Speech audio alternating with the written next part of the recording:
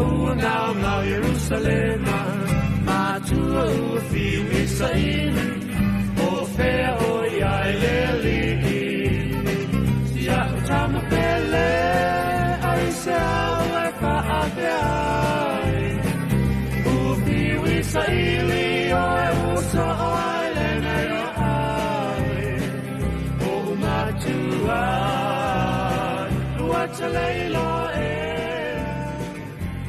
Tawana oya, ile fale olo utama. Eta tawana oya, ile fale olo utama.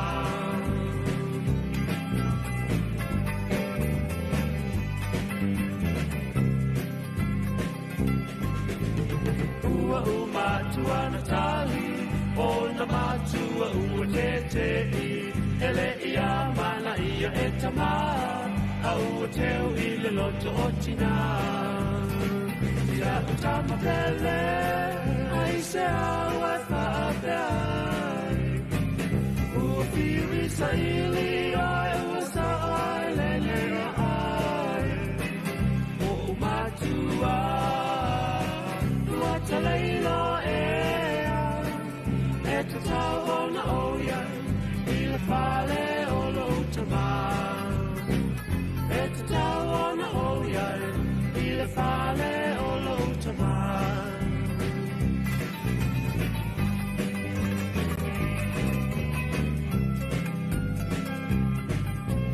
Toi te pate ne taimi A o tau tau mai le ali'i Si ana wala au man Tina Whaauta o lau tama Pele, ai se au e whaapeai Ua fiwi saili ai usa ai lene o ai O umatua Ua te leilo ea He te tawana oia I le whale o lo utama He te tawana oia I le whale o lo utama Et tawana oia I le whale o lo utama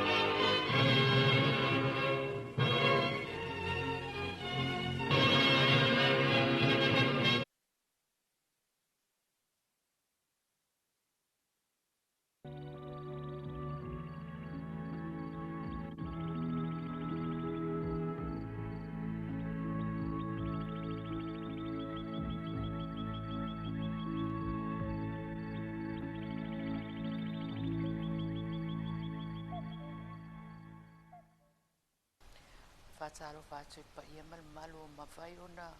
tātou whaafonga tapa i mai nei aso.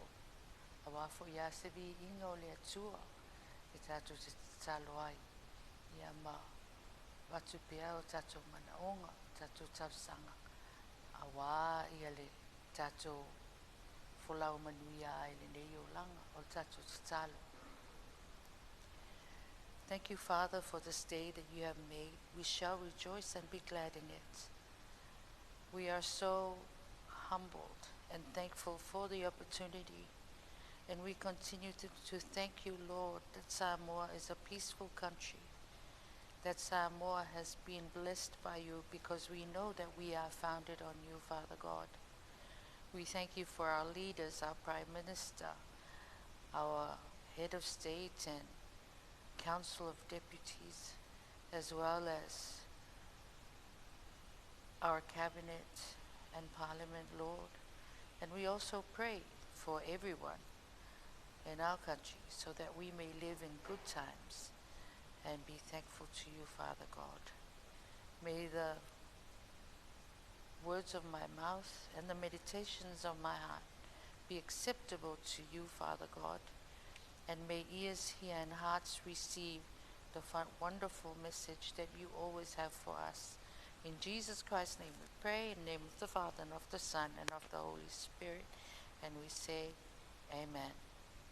Stato Bese.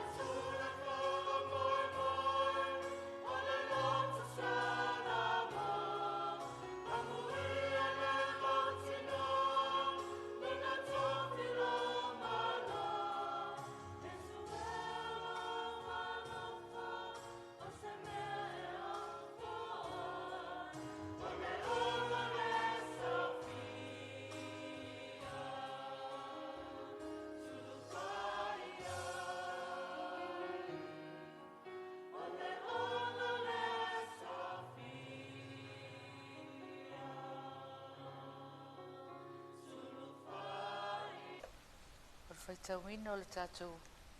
tus pa ia, e fionga pa ia le atua le nei, le aso, e maua mai lea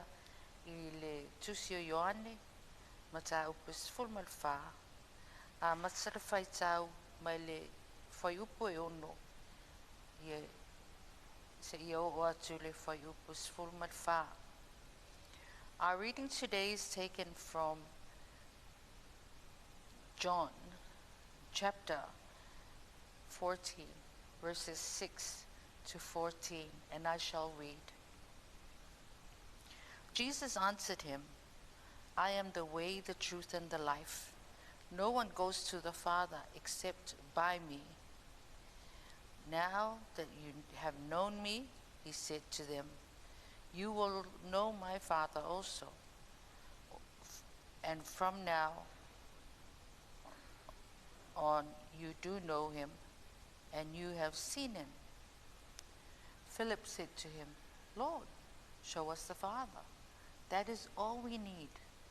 Jesus answered, for a long time I have been with you all, yet you do not know me, Philip? Whoever has seen me has seen the Father. Why then do you say, show us the Father? Do you not believe, Philip, that I am in the Father and the Father is in me? The words that I have spoken to you, Jesus said to his disciples, do not come from me. The disciples listened carefully. The Father who remains in me does his own work. Believe me when I say that I am in the Father, and the Father is in me. If not, believe because of the things I do. I am telling you the truth. Whoever believes in me will do what I do. Yes, he will do even greater things, because I am going to the Father.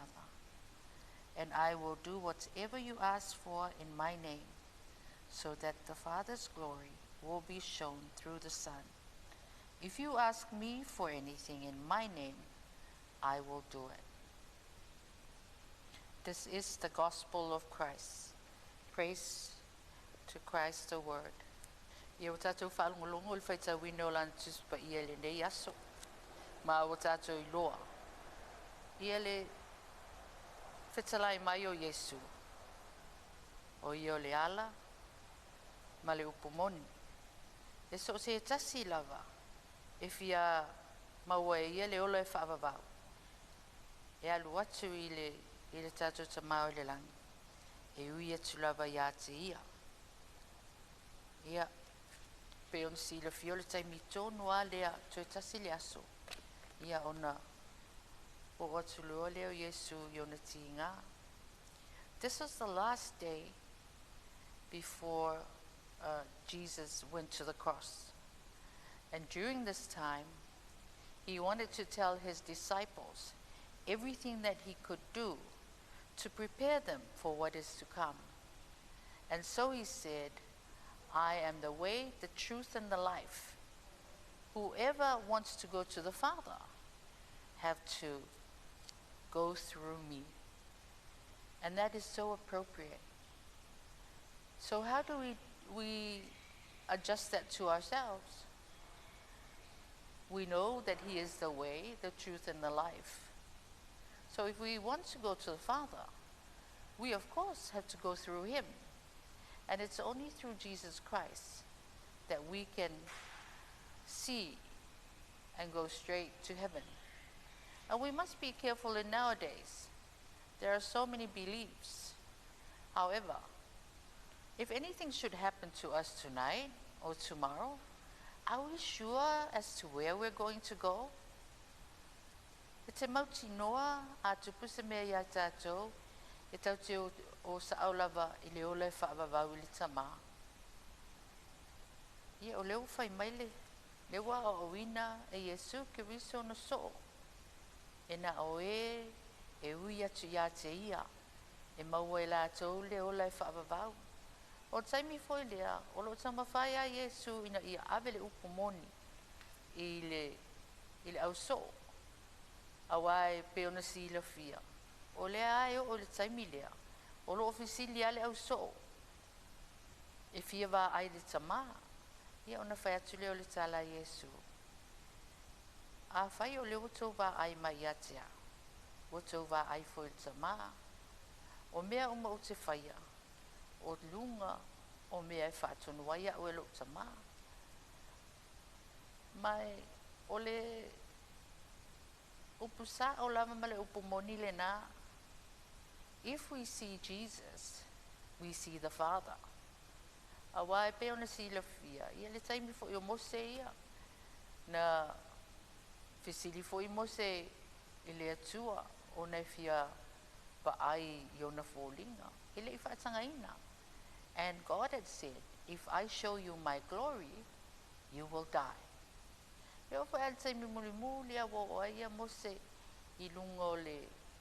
o le a o i le whanaunga Israelu i le lato nuumoni. Na toi fesili fo. Ma fesili e fia o le nuumoni, nu pa ia. Ai tali i le atua. Le ai.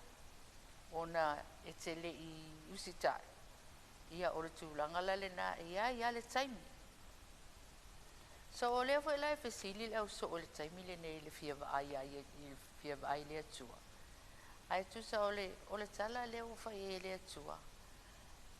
A fai e tau te fia wa ai i le atua. O lona winga. E tau te feoti. A wana te tau ona tau i loa mai i le taimi fo i o mose. E le aise si mawhai ona wa ai i le atua. Ai sao le taimi. Ia nai tau te si la fia uma ma mātou i loa. Na o le taimi o le a fia Yesu i le langi. Ai moli mauina le au so. Le tala noanga a mose. Ma Yesu ai le i tui fo i atu i lona tamaa. I o lona winga. Ua iai na mawhitanga a mose.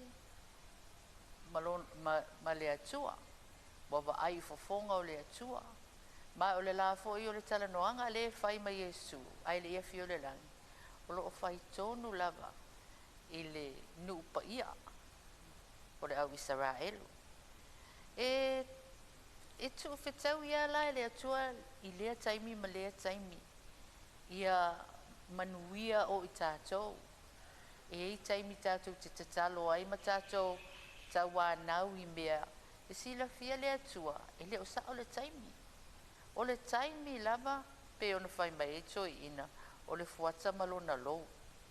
Ia tātou ono sa i pe a le talia ia tātou talo sanga. Ai sa ua le taimi e tali mai lava le atua. Ia o le fo siri Filipo. Wa fia wa ai le atua. A o le fai atu ia le whamtalanga Yesu.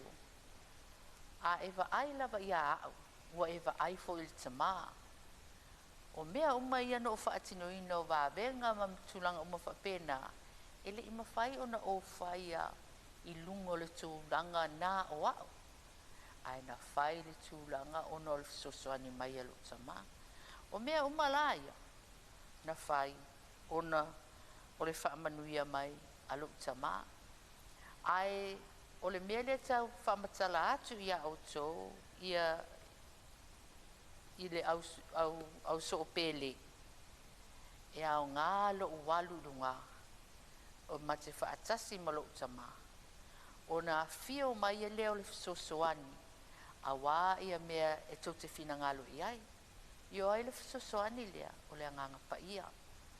Ia pe o na tatou whaitau ma tatou tatonu i ai. I le Trinity. That we have the Father and the Son and the Holy Spirit. And all these things will be fulfilled when Jesus ascends to heaven. Then the Holy Spirit will come as our helper. But Jesus also said that he needed to go so that the helper may come. And Jesus had also said, I am going to the Father, and I will do whatever you ask for me in my name, so that the Father's glory will be shown through the Son. If you ask me, for anything in my name, I will do it. Ia po se aʻoaʻoga foʻi lenā mo i tatou i lenei taimi. O le tele i o aʻoaʻoga lelei a Iesu na fai mai ia i tatou. Ia tatou mulimuli taʻi ai, ona tatou mau ai lea. I le ngata o le ala, o le upumoni, ai o tele o nisi whaamanuianga. E mawhai ona tātou maua. Awa ai whai tawa atili iai i le tusi lava leo Ioani. O loo iai fu ilana whaamatalanga. That for God so loved the world that he gave us his only son. Son lea. That whoever believes in him will not perish, but have eternal life. E fu ile si meo tusi o Ioani o loo whaapea mai ai. I will go. And in my Father's house are many mansions. And when I return, I will take you to myself. O mea uma nei, e tau mawhai a Iesu e apapuai. I ona soo. Ona, i le aia se senga o le au soo ma tātou fo ia. Ia so tātou la iti e tau te fia lava pe ai o tātou mātua. Le ai se popole. Le ai se popole mea ai, le ai se popole i tupe, le ai se popole mea moe ai. Au isea, ia wā, lasa ia tātou mātua. Le fai lasa e ngā mamea o lo whesilisili e au so. E le tio se si le whesilisili e au so. O wheala e alu iai. Ia, whetala Iesu, o le a o walu i lo tamā. Ia, e popole foi leo so o wa i le taimi atoa le tolu tau sanga le na lato feo ai ai. O Iesu sa whawhanga i lato, o Iesu sa limata ina i lato, o Iesu sa abe lato mea moe ai, o Iesu foi. Na puipuia i lato i mea, malava, malato moli mauina, ia le tele o mau wawenga. Ia e uilea, ia o tātou, e lea e whetala Iesu. A tātou talitonu ia te ia. Ma talitonu o ia o lea tali i o lea tua. Mai o ia o lo afio atu ngā whaatatau lea e lea whaatasi malona tama. O ia e whesoso ani mai a te i tātou. E lea ngatala na o le au so. Ai whapena fo i tātou. So se mea tātou te tatalo ai, ma tau ana wai, ma le tātou talitonunga e moi.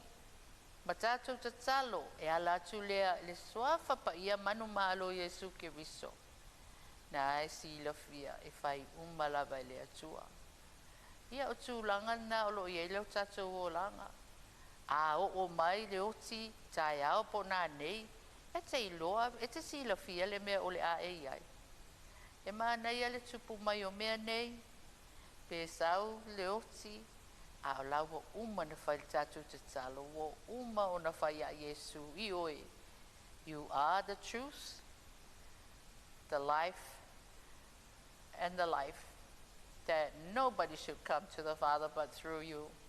and that we know that with you we have life, and that when we live in this world, we speak life, because you told us. Death and life is in the power of the tongue. We don't want death, we want life. So we thank you for your help to help me, encourage me as we preach today and worship today. And we thank you for all the things that we are able to inherit because of our Lord Jesus Christ. He is the life, and whatever we pray in his name, he will grant us. Tātou I whomatatalo. Thank you, Lord, for this day, as we said from the beginning, that you had made. We shall rejoice and be glad in it. We thank you, Father, that you are so wonderful to us, that we believe in you, we believe in our Lord Jesus Christ, we believe in the Holy Spirit, the Lord, the giver of life. We continue to thank you for all the great things in our country, for good leaders, for wonderful people, and that we continue to develop our communities. Father God, please bless the women. And please bless our youth, for they are indeed our future. Please, Lord, as we pray today, help us to be able to preach your word. And may ears have heard and hearts receive your message, Father God. We thank you for the government TV, Father God. We thank you for the minister and also the deputy minister, Lord. Please bless them. We thank you for the CEO and as well as everyone who continues to serve on TV1, on government TV, as well as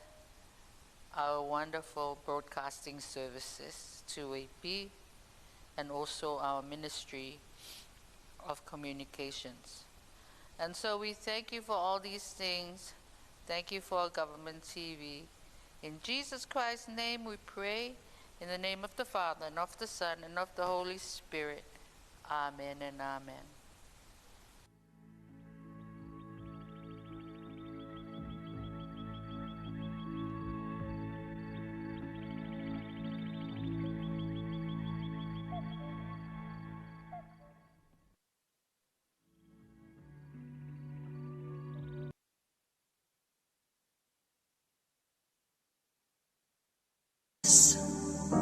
Oh God, my Father, there is no shadow of turning with thee. Thou changest not, thy compassions, they fail not. As thou hast been, thou forever wilt be.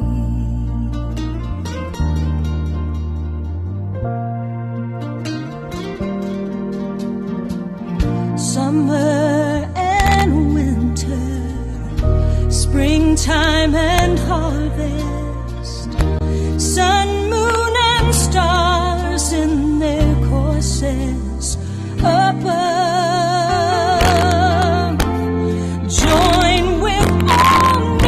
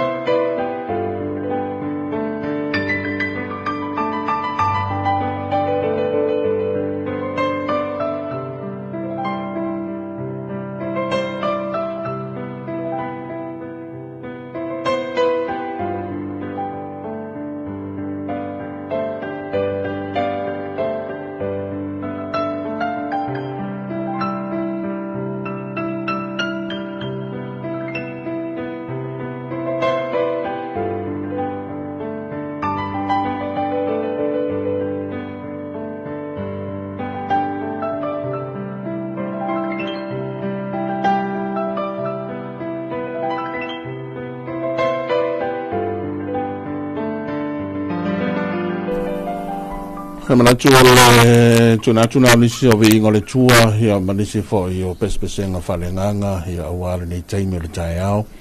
ina wa mai at fo le tato sauni ngalotu ia o le tato taulanga fa tai le tua e pe on saunia e lana ona na fionga le tamai tai o taulanga na fionga pali Sonia Hunter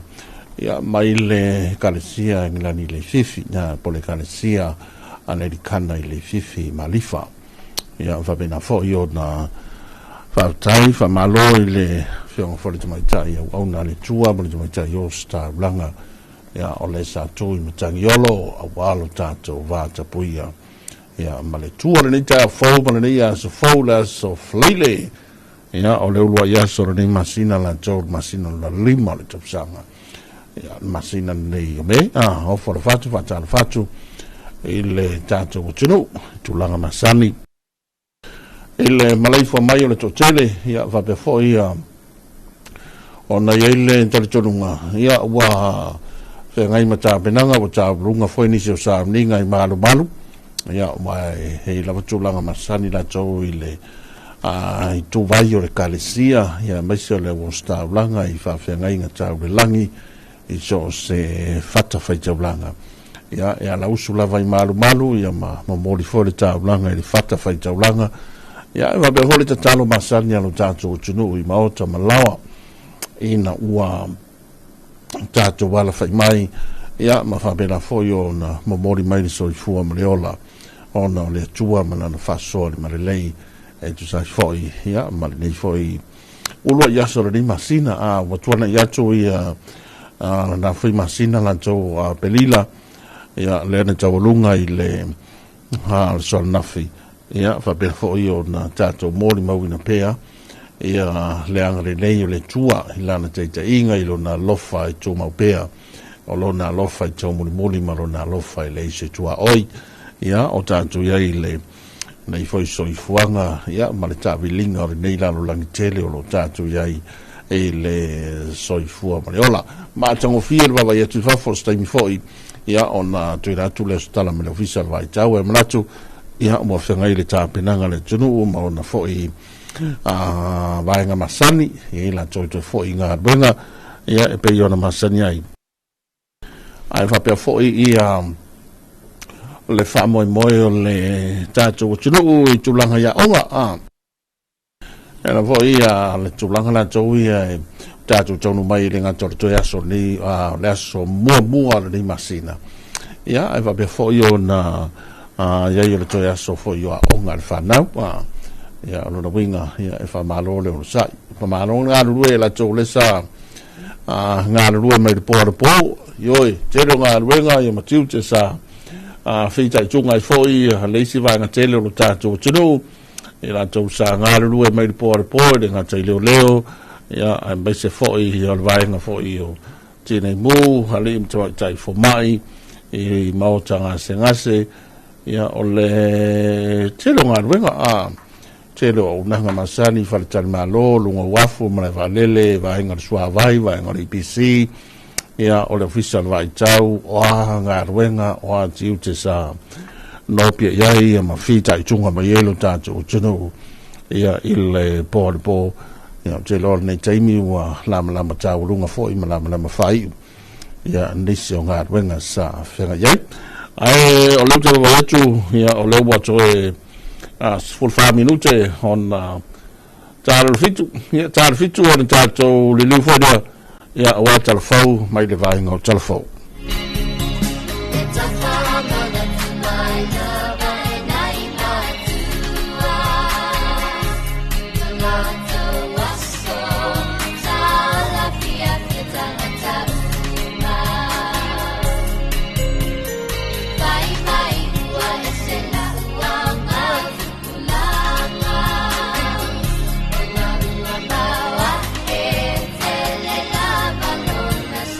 sawa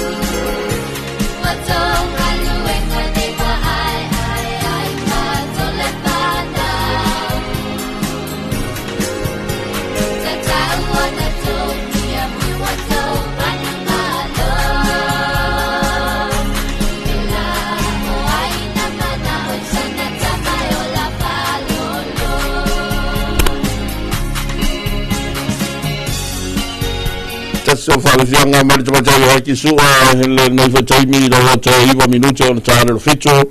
ia o tālia tātou talfau pēr tāle whito mari waenga o talfau ai o le utu ina mai ia te lo fau si le fia le to tele a whiakula le pisi o pampensingi a pōso le a ia te ia le koe kuli o le vala ngā mangua le tāle sifulua na po au te loa si le fia le to tele a pensini si tia i le ono ono tesi ma le tolu le sene i le lita mai le lua tala valu 5 sene sa iai le au si tia i le tolu tala 5 tasi sene ia o le pensini na mai le lua tala valu 5 sene i le lita sa iai le au si i le tolu tala 5 tasi sene i le lita o le pensini o le tiso le au si tia ia po le fo si tia mai le tolu tala 5 sene sa iai i le fa tala 5 sene tiso le sa tolu tala 5 sene i le lita ia le au iai si tanga le masina nei fa tala 5 sene i le lita i le tiso o le karosini o le karosini fo i le ua si mai le lua tala fitus sene sa iai o le ua si tia il masina nei le fa tala 5 sene i le lita ia o si tanga na le masina nei o apelila sorry masina nei o me apelila le mai ana por tals fulua ia ai sawe loa i al falinga nei ma le fionga le mai minister o tupe ia po la to fo yo lo an tanga vengo tupe ia e o ia le fo i pitola au o le to mai swingo tawle le tise tawle pensini ma sua o le masina ia e be fo la to mo wina fa o pe o to de va America ma Irani ia fiai ma sua o la to ia me sia le me fo le uta puni ai male lava tele le Strait of Hormuz le e pule le taf tolu foi le o Arabi Saudi Arabia o letunu Oman ia fa be foi ma Iran kama nga ye ni me nga pe se kolo nga e al watu pe al fa pe ia Oman i Saudi Arabia i el bakula ya lunga fa pe fa kolo lunga fa pe fa ia e sa o ai lunga Iran nga nai poloka kama nga la o fai ficare i lo Trump ia nga la o fai ama mata fio le Iran ia o nortulanga pe fai le ala va tele le se polo tu i o le tabu bote ia wa fia i fu amane male ala fa ala tau yo fa tau inga tele o suau ia ina le Strait of Hormuz ia o le se vai nga wa fuaila ia vai nga nei ho vai tasi vai nga ba leva foi ia ma le lava sa fa emo mai nei masina ia ma la foi masina o mai ato apelila ton wa ye lava ia tulanga la tau e tatou te fa tali la o me ai sa tatou fa tali ia walanga atu tupu taua ia me fa pea ia o le fa pena fo yo na a faina e le ngata le tau o loa ia ai me sa la le al vaenga le tau le sua le la uta to fta ia i masina nei ia e fa ia se fio lo fo le o le sitanga la to fo wa manino ia lu tanto chino ia e pe fo yo le mo wina na fia me sa le po le pisio pambensini so ia le kurikuringa ngai senge foi ele sa ia wa le te wa ia tu sa wa pensini le wa tolu tala 5 tasi sene le lita o le tiso le wa fata la 5 sene le lita o le karosini le fo fata la 5 sene le lita talia tatu talfo mai le vaenga talfo ia atanu mai o le tatu pasi atu lea mo le tal fitu fa feolia ona tu tatu talfo mai vaenga talfo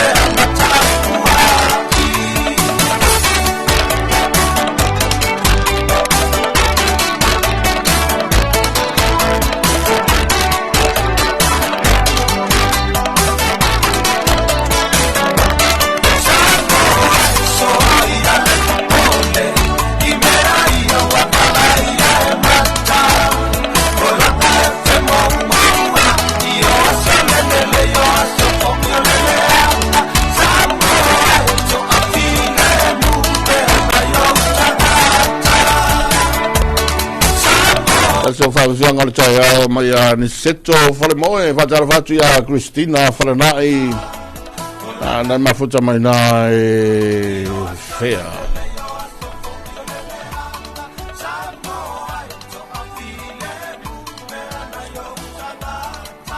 stasi foi o le tumalo le whanga Maro tina, maro sui fumanuia, whatara whatu ia matile, matiasi na Amerika Samoa.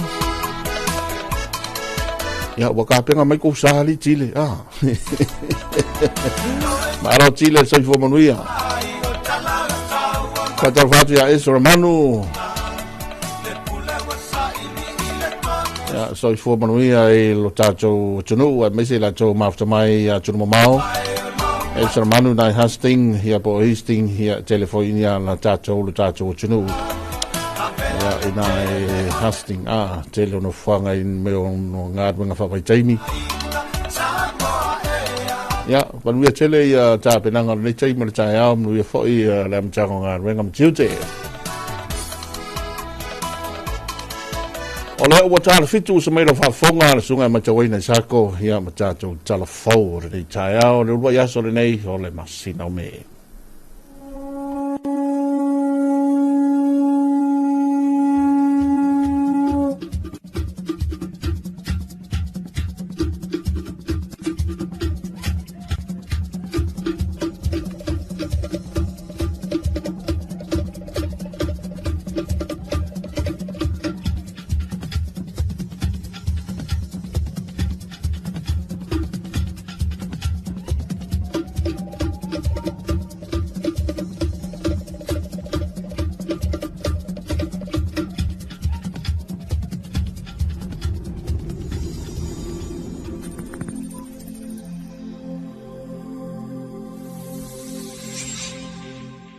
So I fubun wielu tātou atu nuu ai alo mai o se whapopunga o talafou mai vai whanua, mole nei fo I tai au.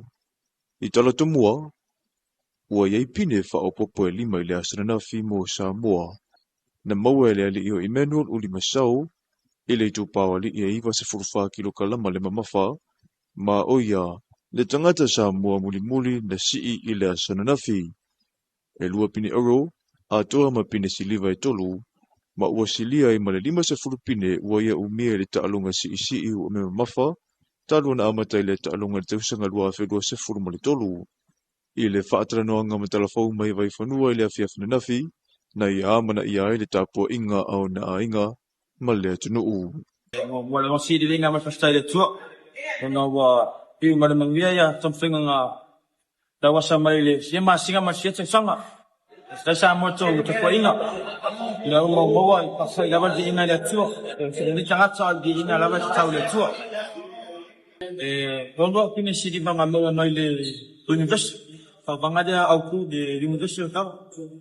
Pe si liva le snatch le toto. Pe si liva le clean and jerk le toto. Ye fa pele toto a ko le kawang. Pe si liva ya mal kaspingi au le tunia Commonwealth, Papele Junior Ocean, ya aping Sidivale Senior Ocean, mga yung matsuma siya wala pel, ya papel siya mako, deskengi na sponsor sa Bobfong, le IPSC, ya nagtele sponsor ang lang suwa may MPS, papel lawas siya lalang susani may mako Samoa, ya le ti inga lava so ya tu le wa male lia ten fenga na ten fayai e lo se tau ya o se ton fenga wa ko tau ya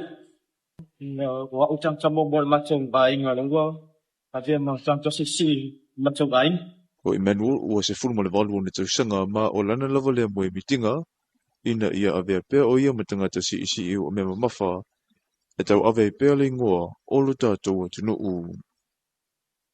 Ua whaamanatu mai le mtangal bengo le soifua maloloina I le tāua o le whaia o tui pui pui e maise I whanau. Ua saunoa le awhionga le whamai o whanau I aulungia takta tito kamu.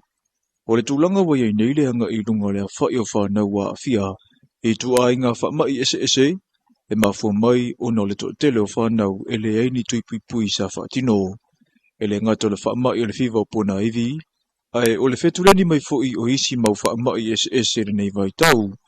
E to tele whanau na mau soifua i le misela, COVID a toa ma le fifa pona iwi ona le mafua anga la valea. O le toi ai oi mai ai o le mtanga wenga le soifua malo loida, i le mamalu le atunu u, ina ia to tele whanau e anga i mai. Mahalatu a inga e whaatau taia tui pui, e mautinoa i le saunga le mū. E sili lava le pui anai lo le tau tonga fitia o le ana matau lava lea le mtanga wenga ilo tātou atunu u. O le anga i le itua sau le vaa o le ngawalofa i le whai unga le vai aso, e whaatatau moana o onga le vai aso fau i kulisi i le itua salawhai o le whaanunga, ina i mawhai ona o ina tupulanga i awala o whemalanga inga le sami ana mua. Ma o le au vaa lo o to te le ita maitai, ma ua tau nuu i le upu wha Samoa, e au leina i lau o te maitai. O le vaa o le ngawalofa e tele ni wha upunga wha Samoa na mafuma iei, ai o lana au nanga olo o wha ala wiro ina fo ili tātua tunu u, ma tātua lava me sina. Na sau noa le afionga ia ai ono le sui leo le au vaa, o le avanoa lea mo te maitai e wha ata itai e le folonga, i awale patino lava ia Samoa mo na tangata. E tasi le vai aso le awhai ai le wha mui sa vai, ma ua whaitau i tū la. O na tu ua lea e le vaa, muli nuu, moa sau. O tātou tāla whauna mai vai whanua mole nei fo i tai au, seisiona whapopunga i leo uli.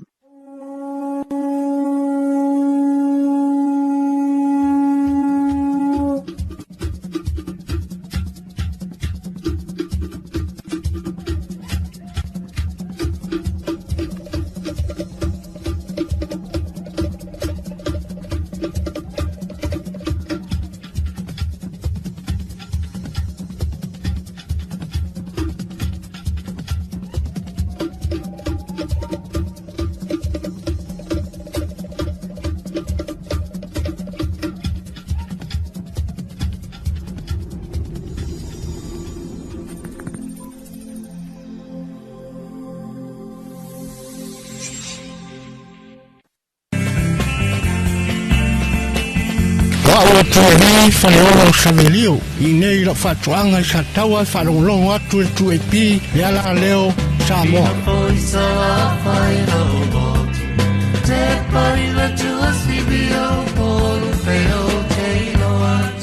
e la ona au ne au ne dono.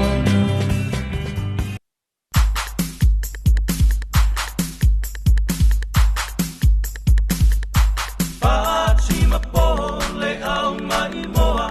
me mu ole pese tu sa pele loa le au ngatonu lea o pia pia nga pa Samoa.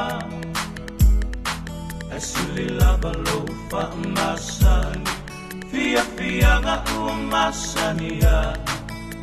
te ono me ai le ai se fai ti o mai.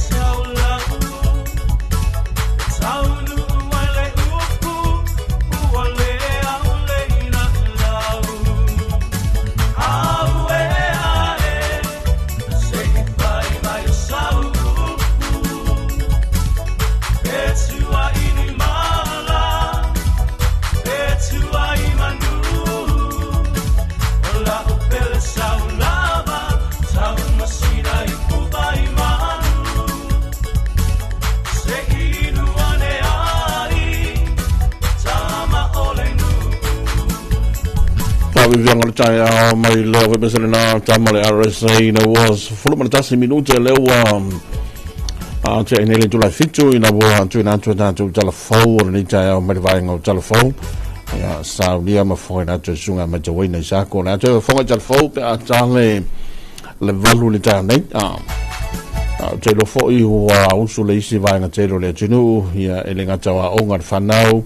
I have before here to Langalanto in Adwenga. Tonu my phone valley also my Savai, here Tonu what for valley also could name more Salafai. Fenga Sola, you let you know, Femala Inga Masani Lunga Tele. Tautu my phone and Jamie one leo Ella Foina Mata Ongar Value pay on the Tato Yay. I for a lower Ferranta Penanga Jonu Ainga in Jonu for your Mauta Malawa and Beer Masanyay. I'm Mr. Fuel Omar to all the time to what you know, so you form Luya and Joto, yelling after Samoa, here I'm Mr. Full of time to what you know, I told Malele, here to know Mao, so surviving on Tilope. I'm here to Lole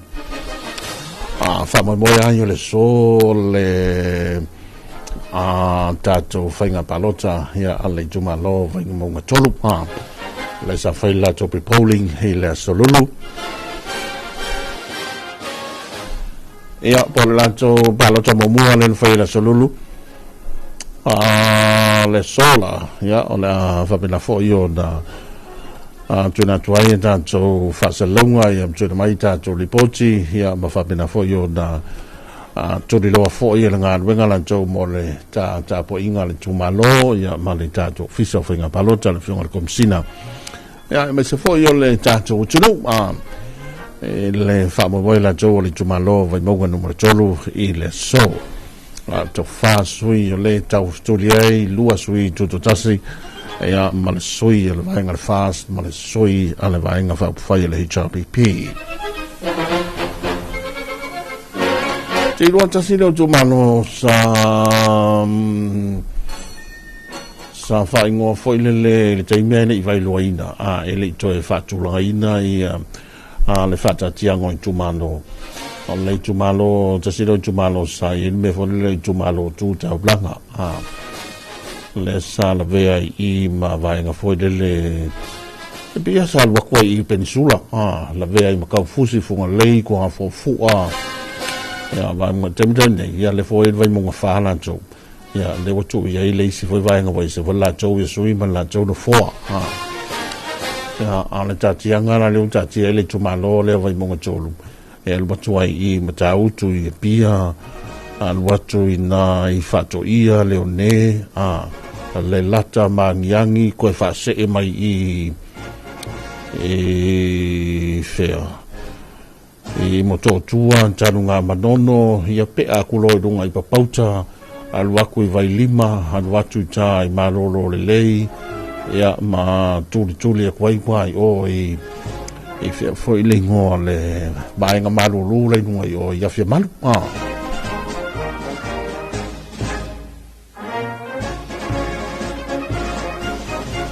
ya ole bai nga saya le Tumalo la nei ya vai bongo no tolu salbe tolu le fa fe ia le fa le lola ya ola nga lo fo ele fiso fa nga palota wal fa mo e fa feelinga le tato Tumalo le so ola so nafi por la sonile na tu na tuai tu si to finga ale soi ole malo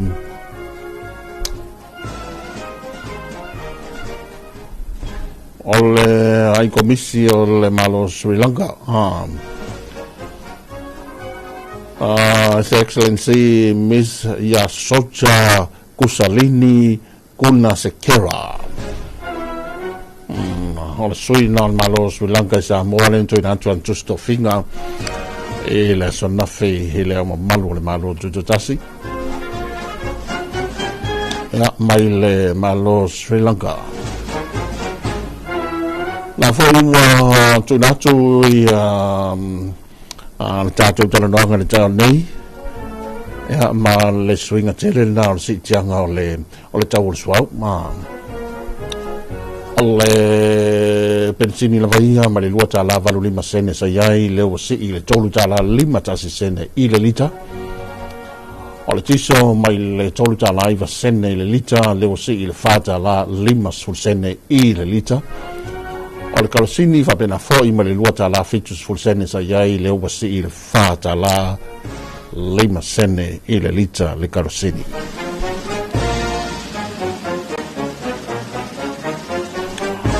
O nisi rao suinga o le tātou tau le suau pe o na hiere ni masina ia o na tau o lo fai nei na ia masi lokai a pepo lokai a tulanga lan tau fatau inga o le suau a fuai vevesi o lo tulai mai ia e a fuai la foi o Trump ia vao Iran ia malemalo a Amerika ia tāpsia a leo tātou e ni masina ia o le tau na le pensini sua u maritiso ia o le karosini a e whamano atu whatarafatu i le telefoni sa vaenga o le tātou tino whakafoi o na whatarafatu ia ai foi Pai sem tasi yo elo tomao se fuera fiong pai nai vai e sa fata ya mu yo yo ngabu ku fai ko kai selau kai afi selau ya ta to la sa fata ya fata al fatu for 5 minutos lo te al fitu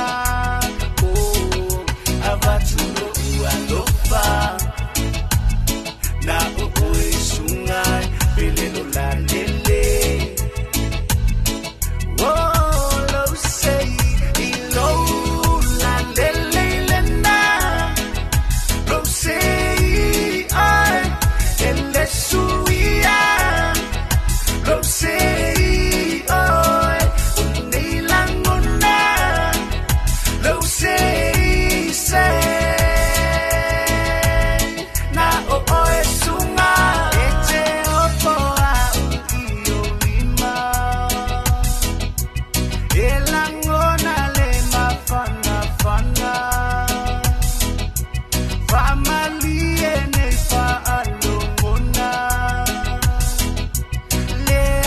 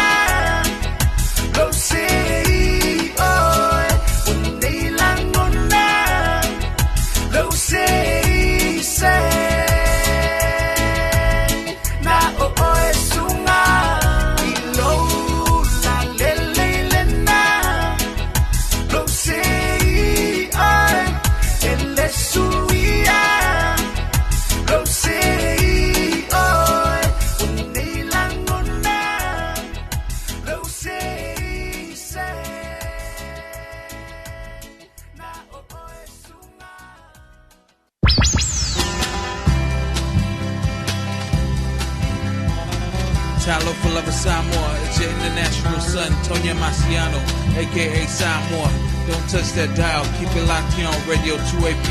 540 AM, the sounds of Samoa.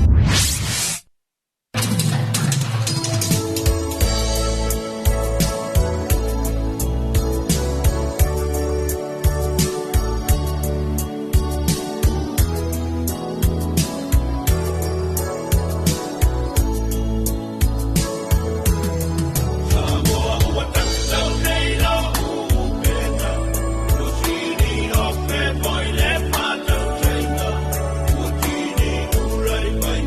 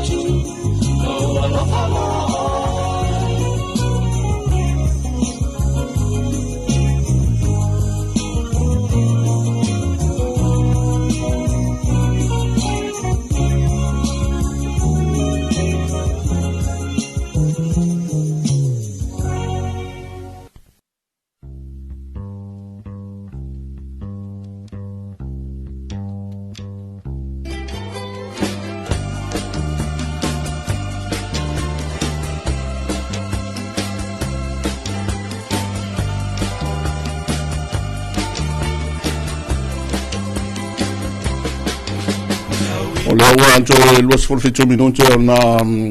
talo le valu. Ia marfa mo talo valu o na toi fonga le tato tunu i tato telefou. Ia mai le vainga o telefou le satu natu e le talo fitu le tau nei. Pea feite le mo telefou le talo fitu. Ia o loro tau natu e pia masini ai taimi o tato telefou ma le vainga tau longo longo. Ia po la tau foi ngadwenga tau longo le talo valu i loro tau natu. Ma lo le sul to tele io fai mali le tunu ngai mai lunga le tele ngai mai tau langa po fe lava ya vale fo wala tarte me amatai onga pe ona ia fo fa mo la to ya ma lo sul fo mo le to tele le utato to mai e lo ya so ni masina la to masina lo lema ya na to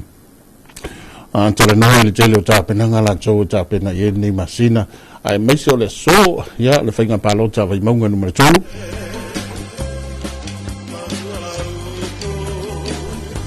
ona ta pena toila ia le monisi fo io fa mo moenga ya fiai male ta pena ina la to le sautina ya ma ta pena ina ni so ta o fianga de tele le fono malua ia ma tele la fo i vaenga la tau tele na tapena i fa sino i ni masina la tau ai fa ftai le tua ia o lona agalelei ma lona alofa ua taitai mai le soifua ma le ola ia o se o tatou tunu nei masina lona 5 fou atu i le taile o tapinaga le gata i totonu lava i o le masina nei o me ia ai me se foʻi o le taile o faamoemoega le tapena mo le agai atu o le masina fou ma le masina iuli ia auā le faamanatuina o le tatou tutotasi o le afai lava ia ma talanoa ia tatou polokalame fagasolosolo ia pe talanoa foʻi uailaga leua uma ona le fai mana email le committee o tapenaga ia e faifai a latou ia faatalanoaga ia matuina atu polokalame mo le seilafia i le agai atu o le tutotasi ia po le agai atu i le ogatono o le tausaga po le masino fou ia lea e tele ni faataoto ai le tele o polokalame ua le ono fatausaga talu o na tutotasi lo tatou malo Samoa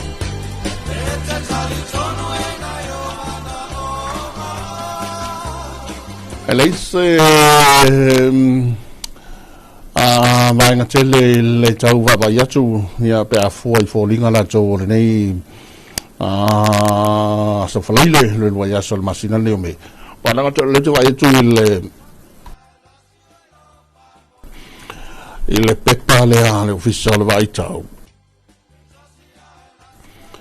ia o le watu ina mai wa mai ana vai tau fo leo vai tau su vai tau timunga ia le sa tatu apa mai ai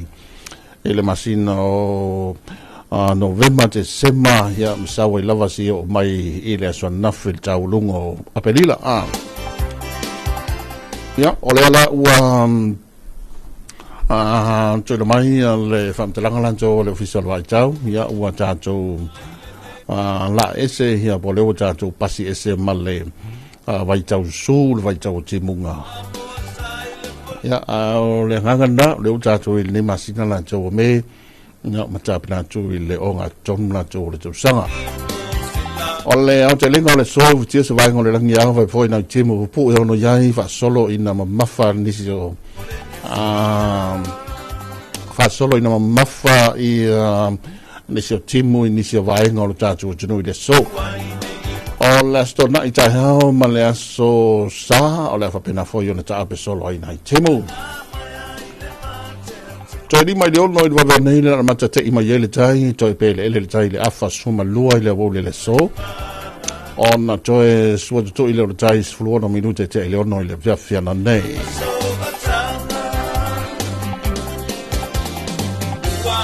ya mai lange wala fo i ona toi pasi atu le talanda le tau ona le vaenga le o tau mai le official vai tau ia o le o mai al vai tau le vai tau timunga ia ma le vai tau su pe ona tau lunga le masina la tau pelila ile so nafi o te ilo fo i wa si la fier to telo mai fo ona tu nantu i swing o le tau so au pensini o le tisi o le kalsini o vaenga uma ia pe ona ia swing ala tau ile nei masina o me o koe pisi mai a ngafiso le anga pola kalsu kasi bo te ase fulu i ngā i pamo to le foa i nai loto pa e sole ala le kiu ngai fai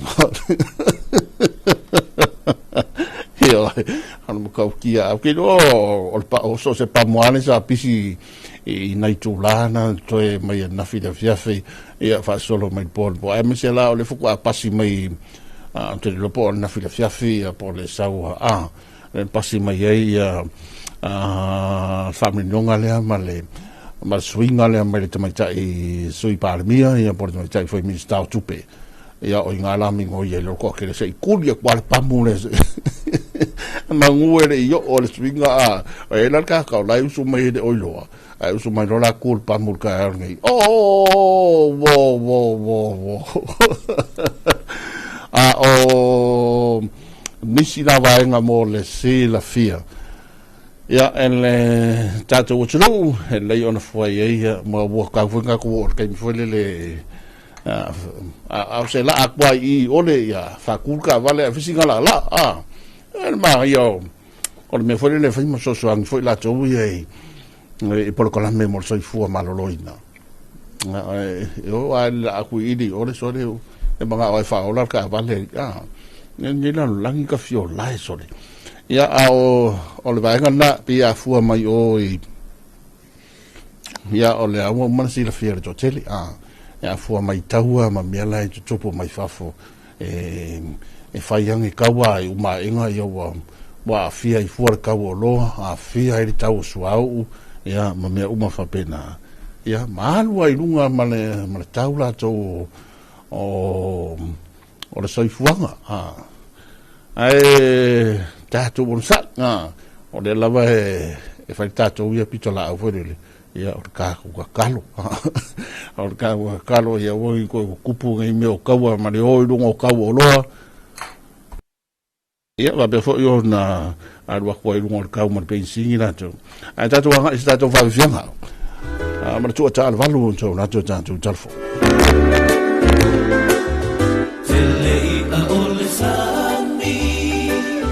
Telefo ila au ole vao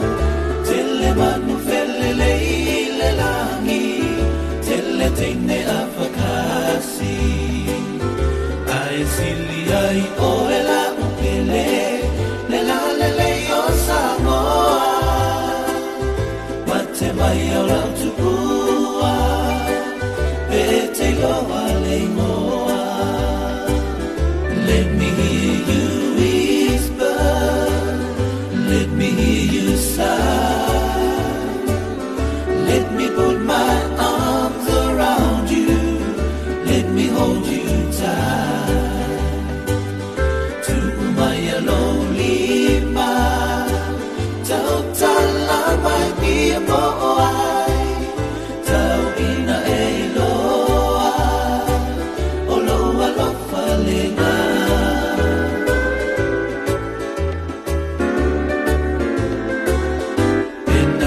Masani ea Pena e o ea Wa o ona mea ai Talu le fiawa ai Ua totolo utale Malo ufatu utae Talofa ila utifai moana Ola umaatai mane Let me hear you whisper. Let me hear you sigh. Let me put my arms around you. Let me hold you tight. To my lonely mind, tau tala mai pia moai, tau ina e loa, o loa lofa lena.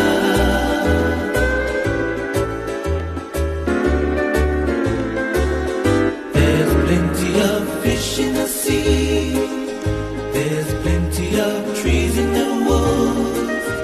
There's also plenty of birds flying in the sky. There's also pretty girls, but there's only one I love, and that's the one I love and adore. She's a girl of Samoa. Let me hear you whisper. Let me hear you sigh. Let me put my arms around you. Let me hold you tight. To my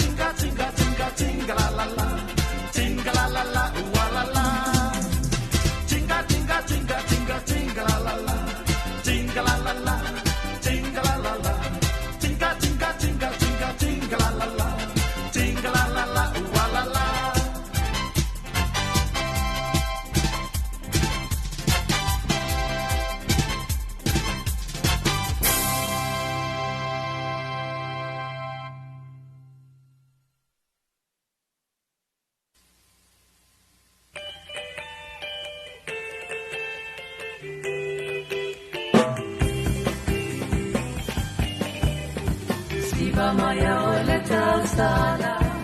Ai ai ole a te oni tama E ole te ne a tapa tapa E mase te polo la nuga Aha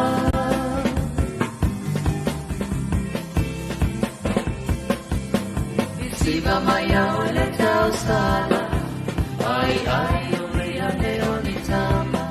E ole te ne a tapa tapa E mase te polo la nuga Aha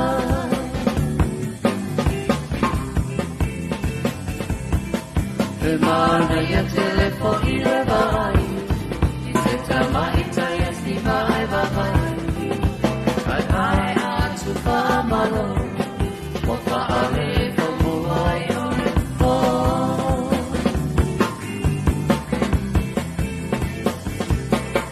E mana ia telefo I le vai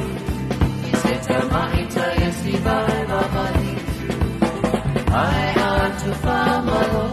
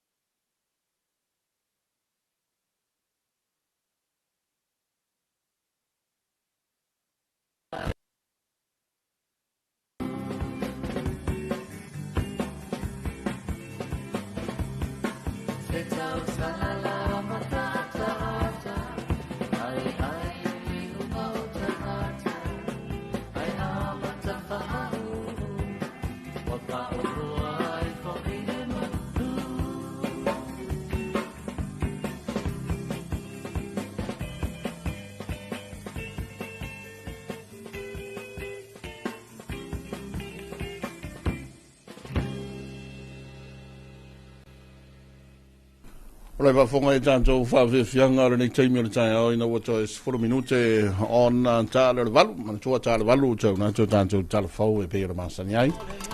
e lei si tanto li pochi al maketti le tai o nei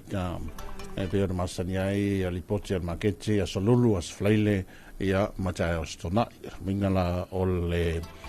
tai o nei o le am le fai o na mau atu stato li pochi al maketti fonga lei ia ona o le a intapena le tanto vaenga ia wale fa mo la tol fainga palota we mo nganu le tolu ta nei ia ma fa mo fo I mai a tol na tol ta tol fo ia ona tolu mai leo sui ia fa wo fo le tala no na tol ma vaenga fa lo fa tu anga ia pa mai a ta tol fo le ta nei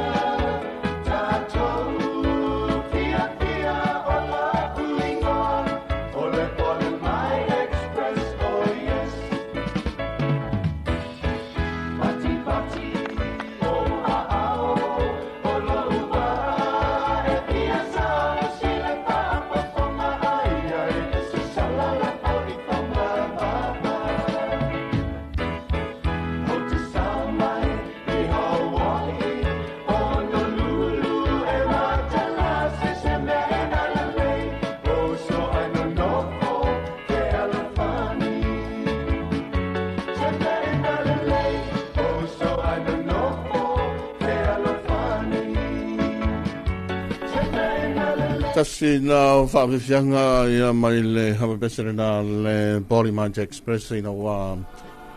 tolu minute hona ta le valu ia ile whenga soloa i le tunu man le tau tuli ina le taimi a matai ngā ruenga le ngā tai pisinisi o kompania mai se fo a o ngā whanau mai le tātou besere nei hona tau natu leo tātou Talofa.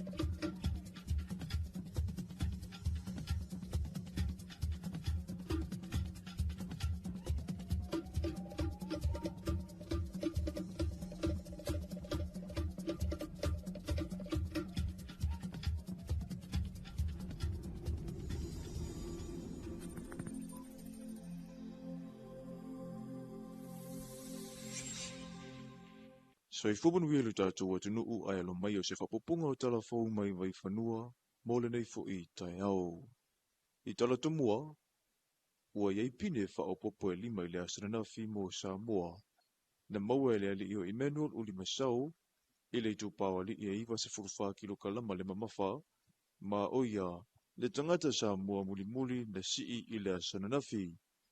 e lua pine euro, a toa ma pine siliva e tolu,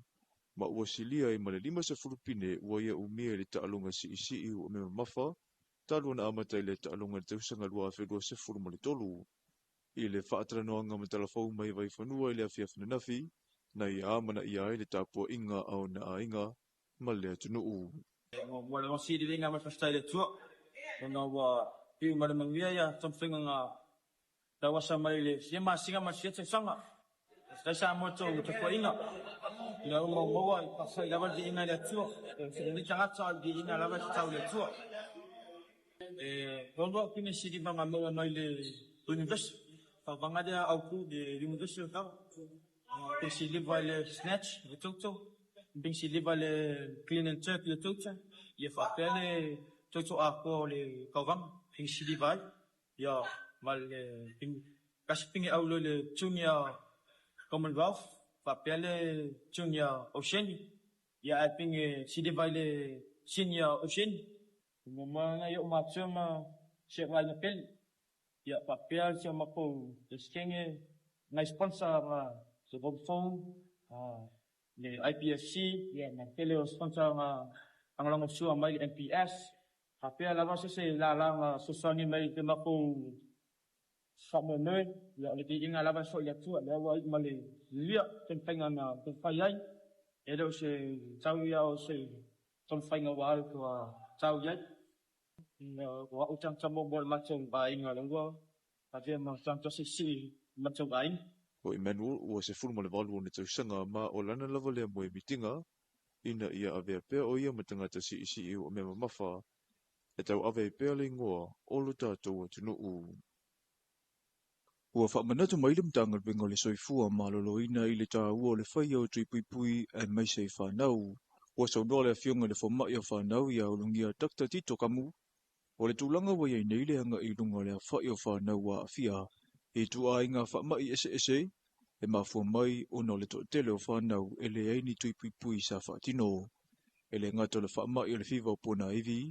Ai o le whetuleni mai fo i o isi mau whamai ese le nei vai tau. E to tele whanau na mau soifua ina misela, koviti a toa ma le whiwa pona iwi, ono le mafua angala valea. O le toi ai oi mai ai o le mtanga wengo le soifua malolo ida, i le mamaru le atunu u, ina ia to tele whanau e anga imai, maola tu a inga whatau taia tui pui, e mautinoa i le saunga le mu. E siri lava le pui ana ilo le tautonga fitia o le ana matau le valea le mtanga wenga, ilo tatou atunu u. O le anga i le itua sau le vaa o le ngawalofa i le whai unga le vai aso, le whaatatau moana o onga le vai aso fau i kulisi i le itua sa la whai, o le whaanunga, ina i mawhai ona o ina tupulanga i awala whemalanga inga le samia na mua. Ma o le au vaa o lo o to te le itamaitai, ma ua tau nuu i le upu wha Samoa, e au le ina i lau o tamaitai. O le vaa o le ngawalofa e tele ni wha upunga wha Samoa na mafuma iei, ai o lana au nanga olo o wha ala wuro ina fo ili tātua o tunu u, ma tātua lava mea sina. Na sau noa lea fionga ia ai ono le sui leo le au vaa, o le avanoa lea mo tama itai e wha ata itai e le fōlonga, i awale patino lava ia sa mua mo na tangata. E tāsi le vai aso le awhai ai le wha mui sa vai, ma ua whaitau i tū la, o na tu ua lea e le vaa muli nuu mo a sau. O tātou tāla fauna mai vai whanua mo le nei fo i tai au, se isona whapopunga i le awa uli.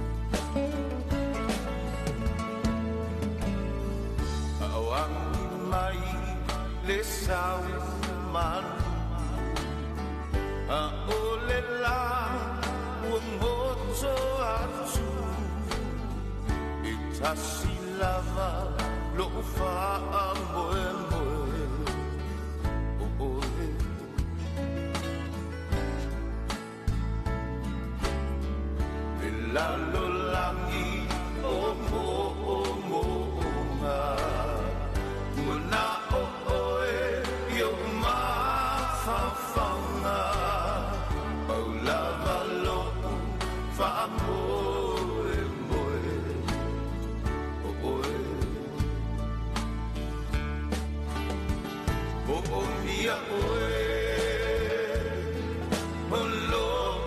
child, money.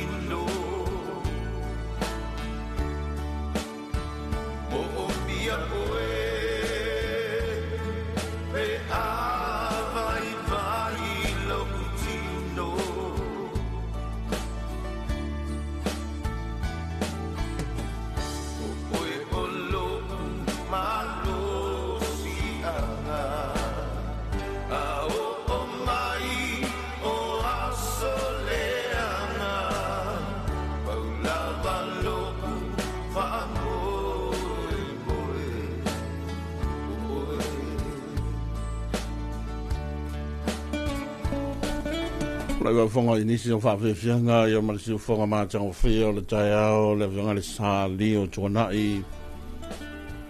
ina ua mai au na toe tuinantua tātou talafou ia mai le ngā luenga masani le tātou vaenga o talafou ia ma whama moe toe whafonga iei isi whapoponga pēr tāle sa fulua e le waule le so manatu wa tonu uli to tele ia maua mata foi lava singa la jo nei as fleile alle hulwa yaso ni masina la jo masina la lima le masina me ia mai la jo lai tam fai mai lunga lela ile pisi masani ia malfenga solo i masani o lo tatu tunu la mai e tonu le tau langa nei la foi o fai malie la malofo ile tātou vaenga leo manu le malo la tau fo ia ngā ruenga whai pēr ia ma la tau fo ia pitola au soso an tele le pisi ia o taimi whāpenei la tau fo iua te atu fo le whanau la tau ia awa fo ia whaiwa masani o whai aonga ia ma whanau aonga i tonu fo iu whale aonga ia ele ngata o tūmua neima le tāuranga nei o pia ya ambese foi tanto a ngai no mafia a tua mo mo tele i sala fai o ala vasinga i o afa mo ngol nei taimi fanga solo i mo sta lo i le tino ya fa pe foi fa mo ta pe le tino ya mo vi tele fai va mo fa mo nga o si o tato o tino ande lo le tali an tono mai o sui masani o le tato tarananga male falolo fa to anga ya aba foi la jo fala lo ba le uto yang mai fa wa wi le teranga ya po foi ni vai nga le le lifa ya fala lo ala jo fala lo fa to anga ya me se foi se tali be ni me alo fala sa china tau mai la sui o le sunga grek ya ma la to vai nga on ta jo ai foi le ya ma mai mo mai ta jo chuno ta jo teranga o le ta nei Taimi fo i o na hanga ia tu leitu o le tātou vaenga fo i o le tātou team whasalau. Ia ngā ia tu i o i vai maunga numera tolu a wā ia le whama moe lantou o le mōni mawina o le ngā solonga o le whainga whiwhilinga i le so a vai maunga numera tolu. O le so le tapuni ele ofisa o whainga palota ma tu foi na ua si la fia le to tele o le tapuni ai le so i le tatou ofisa utu i talatu i murino ia ma le tatou ofisa faisa lolonga o le tapuni ai le so ona o le ai nga i uma le tatou ofisa ia komisina ma le ofisa o whainga palota le whatinonga o le ngā ruenga vai mongo tonu nuinga o unanga masani le tatou ofisa e tapuni ai le so pornei ma savai ia toi tala i le son fua le vai so fo malatua o talian taimi a mataile ngā ruenga lantou o le tātou whainga whiwhilinga i tu malo vai monga numera tolu e luas fo lima i le wha i no e tono le tu malo tele nei vai monga numera tolu le ai aluato i matautu e pia fa sa o kwai lava aluaku kau kai o i malolo lei ia ma afia malu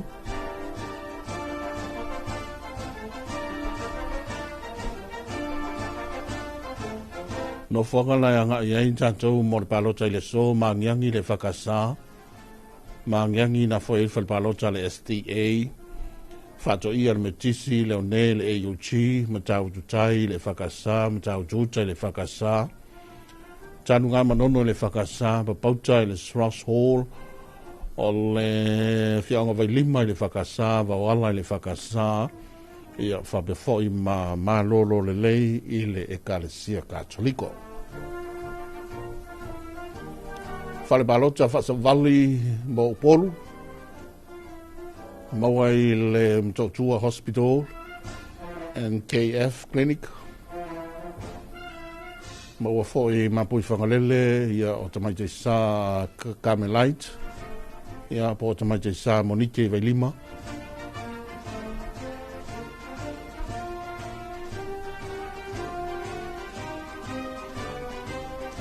Ia wa pe ma le outposting le MOH.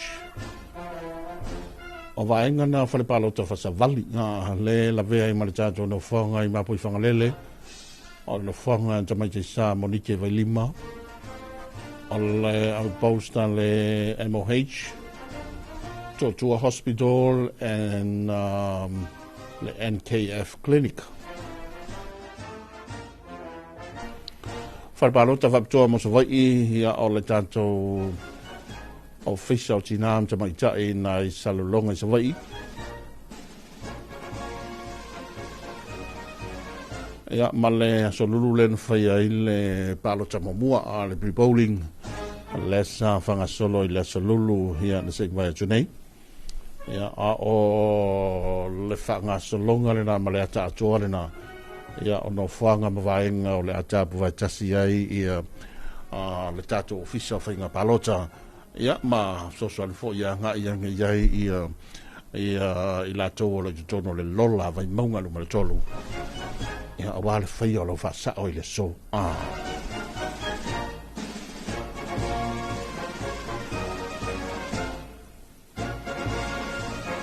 tasi nei o tumalo sa ai le i vai ina ia pe le i vale sala vei foi i ia sa ele me foi le o tumalo tu taulanga le foi la sa ele tumalo nei vai monga ia fa pipi ia ku ia i salo sa ia vai nga ia wata wana ia vai monga numero fa ai le i vai ina ia le sa i mai la lor taimi o le foi to fa ia tapunu la fionga ia tapunu Nicole Heng ia o le sa tula i mai le foe o le ia ma no fo le tumalo le tele o tausanga ia ma futia walu mai le lua fe maritasi i le lua fe luas fulua le sa usfono ia po le sa tumalo i le fionga ia tapunu Nicole Heng ia o le sa tula i mai le fo le tumalo le telefone de sanga ia le telefone yo paia inga ia sa ia ia le fionga ia tapunu ia por to fa fo ia tapunu Nicole Heng ia ma telefone ia tau sanga sa au ona ia tau tua mai fo ia to fa ia tapunu in fo le tumalo ia ma o termina o ia fo ia vai ngale masani mo meo i tumalo tu taulanga ia a rol falis fa to fala ingalan to finga malo sa ye na taimi ya to vai ia fa pena foi leo na vai ngai vai mo tolu vai mo fa ia a o lisi na vai nga ina o so fono ia ma mala foi le tua le fionga tapunu ia ona faia le palo talua felo solua tau tu la mai ia le fionga ia lauti muia na vionga lauti muia ia le sa ve nei ma me sta tupe ia ono faia le palota tele le tausaga tene ia ukuso ia matula'i mai ai le vionga fo ia fiti ia o le sa fo i matamo e fu ale JPP ia e pe ona fu ai ona to faia le palota le a vai monga numero 3 ia o lisi na vai o le toe te paitua ia ma le toe mata tuitua le whainga malanga vai maunga numero 3 e te tonu fo i o le sau whainga le pāle mene ma ubu whai o le malo ia le fo tātou ia i le so ia ua le toe filia ia ma le toe sa ilia o se sui o le pāle mene ia po se sui fo i o le tātou i tu malo i tonu fo i o le pāle mene ia a tātou iei lava i ngā solonga o le paia inga lona fulu ma le valu nei ia tālu sia le whawe moe o le so o taimi tā pia tutua ia mga sola tutua le tātou o whasalau ia o whapena foi leo na tuira mai tātou whamtalanga malipoti ia awa ia le wha moe moe o le so fulfitu minuta leo te ale valu tā lia le tātou talananga ma le whalaloa whato anga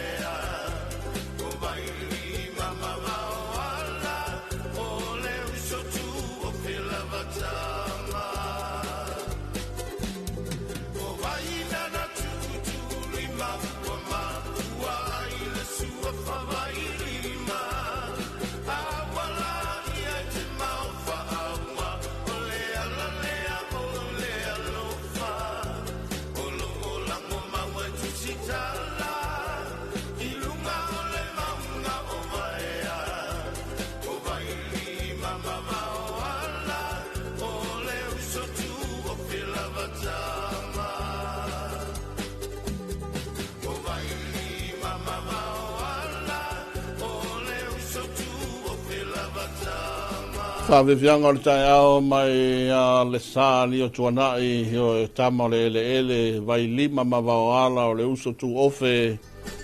a o nisi foi o fianga o nei tonu o le lola ia mara vai maunga e se tātou whamoe le so ia warsa o ngāle i matautu ia pia a maku whasa sao a kuaia whasa sao i papauka ia pea kui runga i oi vai lima mele i mongike pea kui maroro le leina ia alba kui loa ma waoala se ia tau ai lunga i o le tātou vai ngālai manulu ma ngai ale ea mle savili i ka i o i afia malu ia o le na nisi o wha moi moinga ia wa foi le tau amtanga na tau rania so le totele i tiu te mga alwenga ia wha pia foi le tā penanga o le wha moi moela tau vai maunga numere tolu Talofa good morning maui lewa tau mai sa o le ronga mau sisi ia nei tā fau manania so fau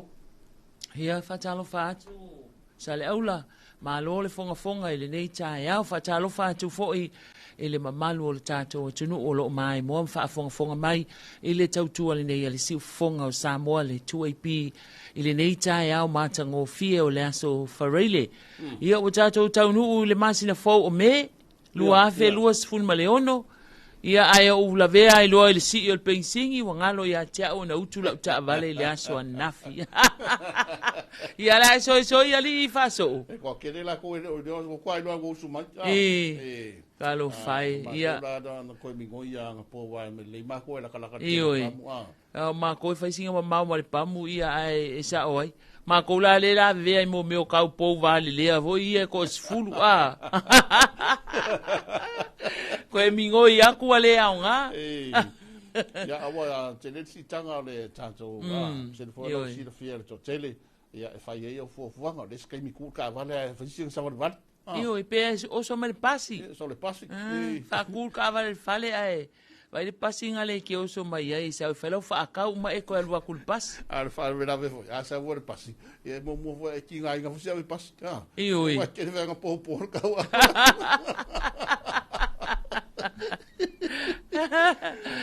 oi ia ai afa pe vo ila o na te fainga luenga ile la talata il taulanga lango ka ko le mau ale we le pasi mulungu ia ale pe vai de ma senga li fi mai ka mo se forma ia nga vai ale pasi le mulinu o manga ia le alu kai o le punga le pasi ko sa le pasi ia le na ia o le aso mua le nei o me ia le o si ia le tau o le pensini ile nei fo i masina ia ai on sa io na fa pena lava so i fuanga le taimi nei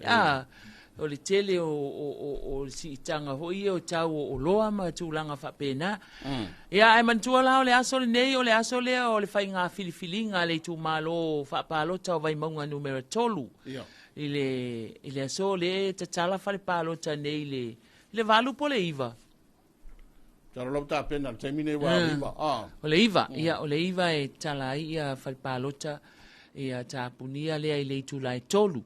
i le afia nei. Ia ai o le itulai se fulu le tai au nei. Ia o le amatalia i fo ia tātou whaasala launga tu sao. Mai le tātou wala ata le TV iva ma le 2AP si ufonga o Samoa. Ia matali i fo ia tātou li poti mai ia tātou vaenga ianga ia tuitua e lua. Mo le whaali poti na mai o le aso le nei ma le tūlanga o iali whaanga solonga o le whainga filifili ngā le tū malo vai maunga numero tolu i whale pālota is fultas lea o le awhaatino e le lato whainga filifili ngā i le so ia mana tua la o le lele stala e yailo na whaasalanga o le pālota foi e yai foi lo na whaasalanga ia o lea na tā ua e le awhionga se umanitafa i le aso lulu i le pālota mua whaapea o le ana toi tatala ia le lola le tumalo le nei sa toi tatala le restala e restala umai lato e le i restala le taimol whainga pālota tele lo na winga la o le ua si il le au whai o le lola le ua whaafe valu se lau fitu lima ia le au whai o le lola pālota le tumalo le ua i le taimile nei whaisto a tele whaaso ia mai o lea lai e tatalo atu ai fo i le ofisa o whainga pālota ia mao le tua lalo fo ina le tātou pokalame ia va ai lau pālota nei misi Failo sao, failo leo, i le filifili ina o lau sui, po le tofi i to tonu o le pale mene o upu fai o Samoa. O e te le are nei aso, fai e fuafua ngā tangata pālota. Ia, pe alu ngei kai aho, pe alu wha awoli, ia, pe wha seki a kufoi le, o le fai tele wha pālota. Le tele wha pālota. Ia, ngai lore me foi le mai fa se excuse o mafunga le palo ko ela ko kapung ta. Ioi. Male aso ke le so le. Ai man ko la ele ngi excuse kalia. Ioi. Al pawal tangata Italia le palota o tangata la wa mau la ya luinga luenga fa vai taimi. Ia polafo e malanga si mai po ani si tuangia. Ia le lai fa pe mai ofisa komisio fa inga palota e au mai le fa mauninga e au mai ia pepa fa pe io le aso le vai la ticket le la so le la boarding pass le no malanga i New Zealand Ia le na. Le na, wai, foi lele, fai to fa sui, tau suri, sui to fa, ia, la ua mauti noa, ni stangata, foi lele, bua iango, mai si ale felang fa sa, wale, vangai noa, ne tau nu unga, langa paloka, malanga fifilinga, ni stangata, foi lele, olai, kau mafofa, kau fa seki, ia, ai mana tua, to fa sui tau va, ia, ai o lo sau, fai lo sau, fai lo leo nei misi, fai lo fa sao, ia i le aso le nei lau tau fai ngā filifilinga. Ia o le aso fo ilale nei, fa manuia tu el tato por kalame o le fa aso, amal Talofa Samoa. I le pulenga o tine mu, ma fa lave tupu fa fuose. Wa le aso nei lai fa ta ua, i le lato ua so fa pitoa, ia fa ta ua, le au nanga le a tine mu le lalolangi, le ala e fai ala lato aso ta alo le aso nei. Le vala au lia umai ia matanga aluenga mfala putonga al malo le lato ta amilo sanga la kapi pai. Po le touch rugby i o i tona i mato. Fa pela o le valu tai au nei matai ia i le solo fo ia au ta alo ma. Ia mfanga solo to i lava ia ta alonga ma ta amilo sanga o le aso nei. Ala songa fuala. Ia fai ele lato sauninga fo i lea aloa ia e wha manatu ai nei aso. Ia le afa pia foi ona awai le afionga le minsta wa o le minsta o le fesa o le afionga i le lipa ane mia le tai o le malo. Ia, o te loa te le ani se vai ngon ni aso Ia, ai mai se lava o le tulanga foi le ia o le nei masina ua amtalia. E le ngā tau ni se vai ngai pe o le ta ua ia e iwi toni e foi vai ngai fesa. Ia, o le tatu palota. Ya, me se foi o kapinga ingana ko la sau ki nga so dia. Ole awa alfa pole, awa alfa pole. Le wo ya me ya ole va enga le ole tu pale amato ia e faia si tele o tapenanga. Ai mai se ale me fai le la wa tauna fo le la ia e tauna match uma tuaima. Ma se e vai o tau talinga, tau lima o le ula, ia ma le pūloula, E o lo e taimi e o ka maa kua lo se usa o rosi. Oi. E o lo ma tu e pūlo ai pūlo, vo i e le pe e ingi meo ngi fua losa i pito i luma ma pito i tua. Ko el pūlo ka mila, vore le a kafa me vore le. Ia o le tūlanga le na, ia e tele ata penanga, ia a ua. Wa sala fo ina tele. Sala fo ina tele le tu pale a maita itinam te maita. Ia ona o lato fo ia le lato fai vale ma le lato tiu tele ia so uma. Ia o le vainga o le whanau o le ainga mea uma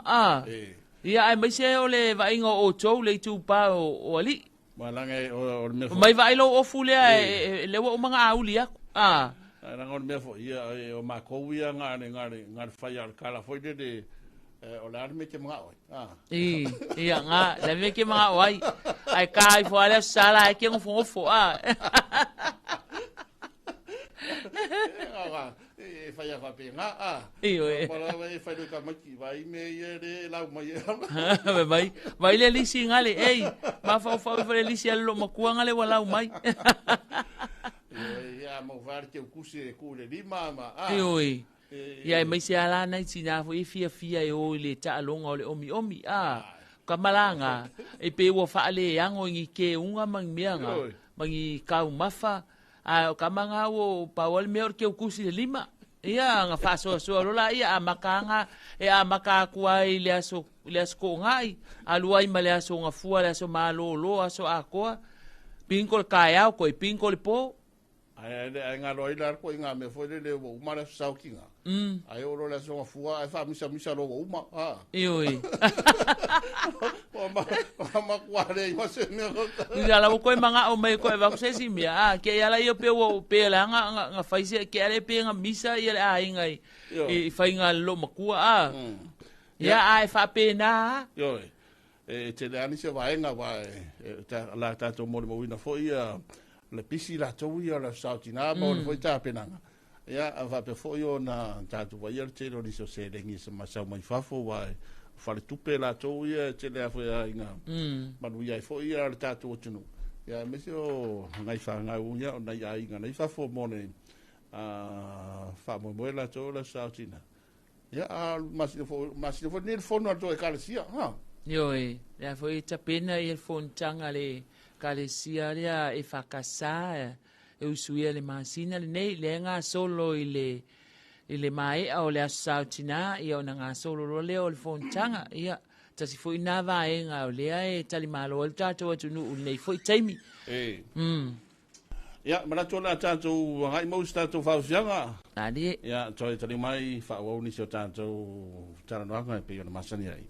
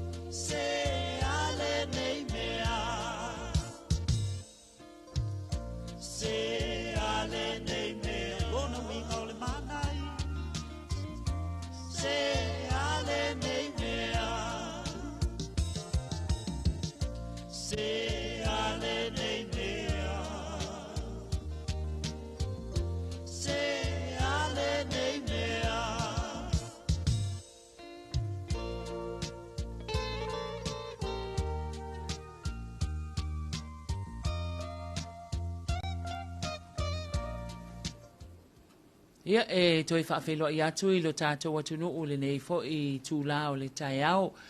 Ia a o whanga solo tātou pokalami o le Talofa Samoa ma le tātou whaasoa le nei fo I taiao le aso whareile.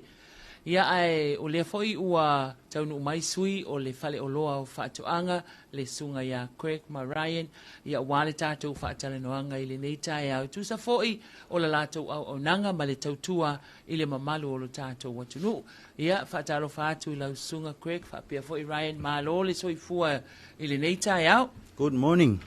Malo le alausu nei tula taiao. Ia e whaatalo whaatu I lau sunga ua whai mafonga pokalami e nga te leo lau soa tau. O lua se e me la o lo sa se dua ia wa fo te tu ina so tatou tu proklame ma te me la nei tai au e fa talo fa tu mo fo lo fa tu tatou pa ngauma ile ngata tatou pa anga fa onglonga tatou proklame ta so te tasi ia o tatou pa anga fa tau yana la to tasi lo tu ina mo tili la fa ia male lua i por nei e fa talo fa tu fo ia tatou malava ia mfai le no ia si tatou fa lo ile ngata la fa tau ia ila tu lo o mana mia ia tulang fo ile so soninga mo la wati na ia ku morning Samoa ia ma lo fa tai sa no kwe ia tato anga ia o ani tato fa pitoa mani o tato fa la ilo tato fa lo nei taimi o te do wata pisa ia sa tina telo company ia o lo ta pena le mu la va le fa lo va tonga ina ia vai ona o atu le fe au no o te fo se tala fia i so lava se tafa so tatou tunu le ngata fo ila o samoni ia o tangata anu o so tatou tunu o lo sala solo i tu e fio le nei lo lang wa o lo na mata ngo fio nei fala lo mau i pokala me fo fa luina le fa lo fa tong o le lo em fo na e wo ki ne fa tau em vai fo na fa tau ina me tunu ma fa ngai no tatou penga te fa ilangi po tatou online shopping lo ile penga pa anga ma Samoa market ma le mai Samoa.com o lo na mana ia na paula va o le ia o nisi lava tulanga mai inga Yolo ye fenga pa ang manay na fo ia au soro fa na vaenga. Ia atulanga le satina. Ia atala nolo le satina yo karin tusa. Ia ole na fa mo company ia wa mai ia o vaenga ni fa mela fi filinga pure la voi. Ai wa to faina ni vaenga mo fenga tato fa la do mo le satina karin tus. O tato steel post ona futu ma le vale futu. O tato wilpaelo. Ole tu ainga ole green ma le polo. Ia o le seta to vaenga o le Encore ma le Victor ride on more but ride on tractor but tato mo va palau ia o le si vaenga o tato generators mai lava generator like TTC pa ia generator telim pen fa o le fale a to lava ia pen fa luina i le fa to le sotina e tono fa lo mo fa tonga ia o le si vaenga o le power works o lo ma lava pen alu ma o mfayon fa luina ia fa toa o lo fa terminate ile sila mai moa e se fulu paseni to se mena tu tau masani ia e te sila va fa lo ia ma se temi ona tu watu fo ile ia oni se fam talanga mata fo tato lo ne ilunga le peng te fa ilangi le Facebook page ka ko company Samoa Agriculture Store Company Limited ia ona lo ava tu ato ngo tero tato fa lo wo yai a o lona o ma fai ona to faina mo le fenga tato fa tu mo le satina ai man tu eta punia ile soiva soiva me tu se eta punia na soiva me a o lona so se fulu ia le so satina ia e ile ma ho fo ile ni te o toi e se va no carry forward e pe ko extend ia ona na le fu tu langa lo we tau tu fu pine fa ma o tau pension Ioi. Wa si il pension o le tala o le ata fata ita ina si tanga tu fu ngale la sa mo ki ngor pu sa mo ngo o tela mo ku pu sela ia ala uno fu mai la fa lo fa tanga ia ma vai nga uma itali tu tau tu fu ngalo tatu ye ma le la ia em fena e fa popo mai rai ile tulanga o ia tato fa lo nei taimi le ase tulanga o ia o tele tato fa tau ia so taitasi e me ser bisi le wa ia ia fa tala mo leva no fa tala fa tfele ni taya sila mai mo me se tato tu yo tulanga lava yo so umal fa lo fa to yo lo mutale au to fa ato le mamalu se tato tu u fenga fa tau o lo aso fa iso o lo aso uma le ngata le uta le tai ya da to lo fa ngo tai nan ngata fale ya da to fo lo asaina va mo tu ye le umale le to fa ato le aso male aso ya ni so fa mana tu masani lava ya le fon fa pe tu lava le so nganga le so ya kwe ni tulanga lo ya di tato o lo le sa o ta pena me ni ta o tulanga le ile au fai fa au fai tonga fa a pe o lau fa ile o ma o lo mo le me ta o le panana inject il fa lo fa to ye m fai ona u tu ina vai la au ye m fa ngai ngai lau fa por tu mo le ia pe fa pe o mo se ma ye tulanga fo ia fa pe o le anga ia lau fa ia lau fai tonga fa yo lo ma o mai fo le ni fa sal lo yo lo mo vai la au fa lo fa to ia tulanga la vai os fai so le vai la au fa ngavau yo vai la au e pui in set ia mo la se vai ia lo ta pena fa lo fa lava ma to esa palai ia tali to fo le tang cha tu fu ngo lo ta tu ia ni malo kwa kiam faina e sau no ai tau fa mamla le wo fa lo ngoli o le wo faina na toto le apu nei Samoa se fa manino fa fenga fainga me o le wa o tau mafau le a o walu fa lo fa to anga apu fa to anga apu ale lo ke fia mama lama pe fa fena fai mo on tatu titilo le tunanga o le apu o palpala ma le mpenga ma se apu ku no se plate no fa ola de le mpenga ma ku ko se ti se tulo o tap nanga umum fa ne fa fini temine fa tu mana tu fo ya lato o fi fa ia ma ngani to la io de apu mo fa na to sa mo de apu ilona mafu angalanga tau ile tanga palapala lo fa tau inen fa lo fa chong o lai fa tula au malila au ile o lai nei Samoa ma tau lia fo chuta to tunu na le lu la va tau timu ma le tau lain o le la au de mana mien malu lu ese foi ia la fa le e con tonul fa le e to compressa ia tulanga na ro ia o lo ia tu tang pala se fa le ko la fa funga mai la fa chonga fia fa ni la to chonga ap o tu tang pala le fa tawine fa lo fa chonga o lai le la au le o le ni Samoa na ia se tasi vo scientist fo ina sau ia fa mtantala ia se professor fo wa mai se fa aso ia le o lo de tang pala ia eva va lu la mancha to fetilisha malu du de o de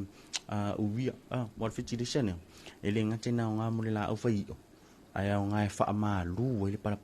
o le menga le to tele la to te fa ngoina o le fetilisha aisa fetilisha malu du ena ona pa fo le fetilisha fo ni suina le vai ona fanga lo le en fa nga fa liquid fetilisha le to talo ia opinion la o le fetilisha ele ngate suinga o falling o le talo o le io o le suinga o lau le talo iluna lau mea mata ia o le ola lau siusi fo ila ma le tofo le talo ia o nai tatu te ilo ai ia o vaenga na o lo mana o miele au fai fatoanga ia mau mangai o ngai na tatu fitilisha malu runa ia fatasila pe afa peolo e mana o miele toina fatula au ile ola ni Samoa blood and bone no tatu tanga pala le fatau i falo lo fatoanga teli lava matue sa palai afa peolo e tau no tu falo sa le longa o funga lei ele o ia le temina au ni e ma fa uma pesioki na place la voro ora mala au misi va ngana i vai tele melo i la au tu ai se mata mo e marani fa o ka ia makiliva ku tu langa na o ia ia tu langa o efini ni taya i fa ta se man ave va ale le o fi ko sanga afu ia ka ma fa ka ma lo i o fa ka usang ke do la de ko ya do pikia la kia ma ko no winga la ya o le to inga no fuanga fo i malulu no fuanga nai mana o mia to le la aulia le o la nei Samoa no winga la fa pe o ke fi manga o fa la ko nga grape fai fo ino walu fai le pala le mo fai no la grape fai na to la grape fa pe o lo e mana o le so le Ryan pe falling o le aka va pe o le te ele o sa o tala i fai mai ya we alan so le o so ta ni ta o no si o se mta o poe fou le fa alo mo te tatu tunu e pe fe la tuna ngala vale le so me la vale le ata se pasi se vale o se tuna nga fo le mo fa la tunu e ta penanga fa lo fo tonga wa ele si la wofo ele si la wote o le van fi ai kwe pe ka un kare kwe pi fa lo temlani ia sa ile me mo pe te sa lo ma sa fa tu kwe pi ia tunu ma fa lo fa tonga wa tu tanga pa to le kwe pi ni sa yes malo ia se toi fa manino mai awa le o tatou tu la taile le asautina a o tele o tina fo ie le lato mia fia le o fai o tonga la au fia e fai tonga la au o wa ia teu ole e teu wa ia lu mama ota ia mafai fo i teu ole o malu tapu fai na toi fa manino mai lava ia o loa ia le o wala ia le tina la e o le vanga vinga i le fa na umale mele to alua fa pia fia fa kau mai asa u sa u masingi le fa yela u konga la au fa ye u la au ye lu mo lo fale ia o to ye fa le tu lang ole apule na eta o mo wil tai so sila mai mo me se to tunu e paula vale tinala tunu sa ye to ina le apu ni sa mo lo mo to le eki grace so sa to nga ye le apu i lunga ya fia malu ya sa o ang sa mo velang pest harvest ya so tu lang na ai fa e te mo te mine ye si o to fa te inga lo mai fa lo fa to ang tang pala le plan pun ya wa fo ya le tang fa inga e to pe ko o lang ya ka ko en to o me le tu lang lo ye to fa lo te mine e mawhai ona e a sia tatu whaloloi sa longa, whaloloi vai tele, whaloloi funga lei, ia wase maamalama a ngātiri. Ia mawhai whai ona fisoani lau whinga duenga, lau whonga fia, ia wha maamalama ina le mamalu sio tatu atunu, ia tulanga la vai, tele pa u, aso uma, aso whai soo, mai tatu cutting tools, power works, ride and more, vid pa elo, ia tulanga whai olo lata lata ila sifa nau al whalolo whatoanga, le sifu tau sanga, ia lo mawhai whalawa on guarantee, tulava tatu whai ngā, ia pa uia, e mawhai ona o tuti singa fuka, ia tulanga lo ia awane ngalu, ia tatu o loa lea sa uta ula vai suni te alpokalame le orchid, fried orchid food, ava pea o tina a war tele o ainga, e lo to yesi tama, e lo to yesi tina o tele o ainga o le tama lo o to avia tiu te fatina, ko to avia tiu te fatama to tulanga la le o lo mo le vai la le fried orchid food, o vai la aule e mafai ona e fanga ina i lau au po lau orchid ina ia fua ma ola lau siusi ia le ngata foi la le fried alo mo fo le fried on all purpose lo winga afa pe tatu te tano i le all purpose lo winga so o se tuinga la tulanga wasu fai so afa pe foi o le sau losa po le apo lau auti e te maa e fua e te va e tole o maua le minerale i le ngā fasifanu o lo e to faina tuto ai lo o maua se fua i o lo o maua tatu fried roses and flowers i le ngata foi lea i tulanga i la au cuttings i lo o maua tatu fried tamaru afa pe o lau tamato lo tuto ale le i o lo i em fai funga i to va atu falo fatong fata wina mai tatu fried le tamato i em fai unga fuina i ma maua se fua ma lau siu se le o lo Leo te va ele tamato la po o ele na masanina o New Zealand ma tunu lai fa fo te va ai mo wai ale wo tele nei Samoa ole pala le mo mia fo e to ai le la au yo e fatu tamato le au ke le ai le ngol kama ko fo la po ngol kama ko fisa wis kama la po em fai fon fa ngai ne pala le ai fa pe le to ai le fo nu ai le ola ia ona e mate ia lo le tupua mua e le o yese minerale fa opo tono le fasfanu le fa ilo tonga la au tamato le ia mana o miela lo sua tu fa lo fa tonga e fa tau ia tu inga pala ia e pena o tau o telo tatu purkala me e wa umana vai inga ia tu inga tanga pala tono fa lo fa tonga o le pala e fa il fa milinga o le pala tu e si ia il fa milinga ia ma le pala lo ia minerale fa opo a wa fa nu lo ia lo fa milinga ia mal fetile salo la e soani ina im fe no la ususi fa tasia mal vai la unta urain e fa afua inai laula au ele ofua a ol fatta mato weta u ole ni im fe no to the blood and bone and fe no to le black magic e fe to virgin herbs le fatta wina ia male bloom ia o isi tu ainga tanga palanga o ka ko compost mix ia ro fatta wina mo fallo tonga e ma fai ona o le fatta mato le fa singi ni teo ma lo fa aftai e ma wen fatula au lo to fale lo e ma wa fatula au mo fala au aina ai le ni fatula au mo la au to e fa matango fi nai mo tonga la au fa matango fi au tu langa me fenga luenga ma masini ngalue ina pala au tina e ma wa fale lo fatto tele lava matutur sa palai ile va ngor karin tu se pun ta ul ti mo ta to pokalam na le ta wo le pakete fu ile te vai fa onga ai tinai e se fele vai ai ki mai le fui ai mo me o tonga la o le tato warawinken o tato warawinken e fata wine fui le lita le fata wina e se lita ina lo no e se vela tau ro fata wina ia ni o mata o se foi numero ia e o tu fa lo le pa u tau fa lo no no pu ia le tato ia a ole o fa mana tuna le lo wa si o fa lo e pon tau rain e pa u lava malu fa pito ia so uma lava mai la son fu se o le stona e se uma lava pa u en fata wina ia lo tono fa lo fa anga e te la tu le son fu o ia ta la pa u e te la tu le so lua o ia le lua ta la pa u i o lo te jas i fa nga faiva o le vaila au ia ma me fenga wenga ma lo fa tai ia manatu le tele vaenga wa manino fo mal mal chato tu ai la fo tu ne ya manu ai fa mai ai kreki el chato por kalame nei tai au no chato temi ia toi fa manino ni si vaenga wa tu fa la wi lo ma tu fa pitoa al chato fa le lo fa to anga ia o fa manatu masania ia chato por kalame as fa taitas ia chato ti amata mala velungo penga te fa ilangi chato ai ngalo ai tau malele ia malo ia fa na lo ia sa ninga manuia e whaongaina mai o tātou au pēng twailangi po tātou online shopping Samoa Market ma le mai samoa.co ia ma tātou Facebook page o whapito uma ma whalaulo uma lo o Whaiatona Company ia o tau te sila ia irunga o penga te whailangi mai ngā umutu atu ia whasalaunga company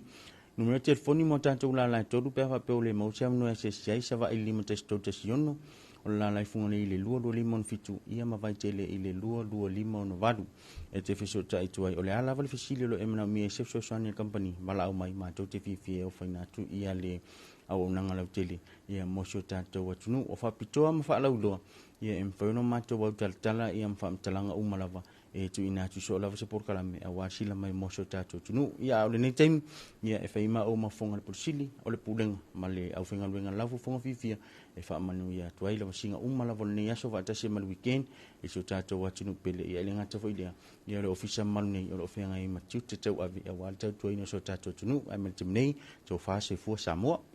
ma lo fa aftai sa no o le na ua sila ma mai mo mai lo tātou atunu whaafonga mai foi i le tātou whaatalonoanga masui o le whale o loa whaatoanga le sunga ia Craig ma Ryan i le nei foi vai aso ia awale whaamala malamaina ma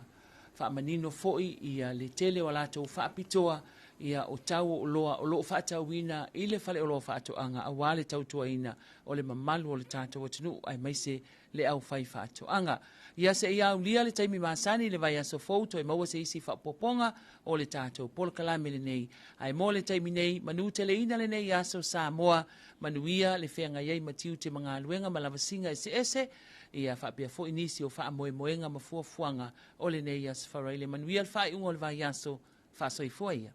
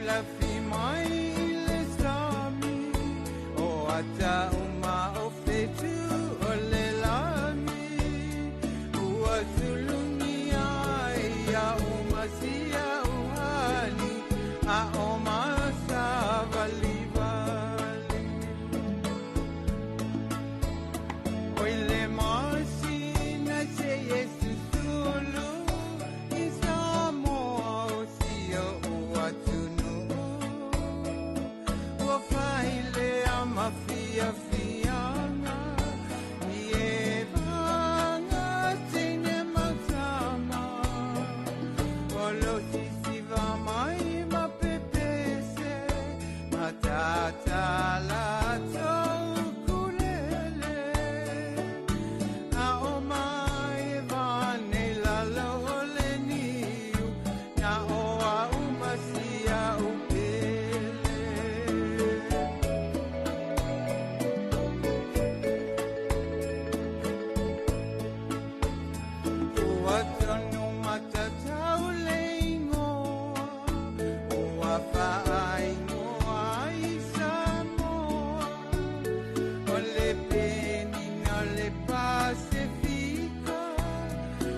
fai mamita mita ngaya ita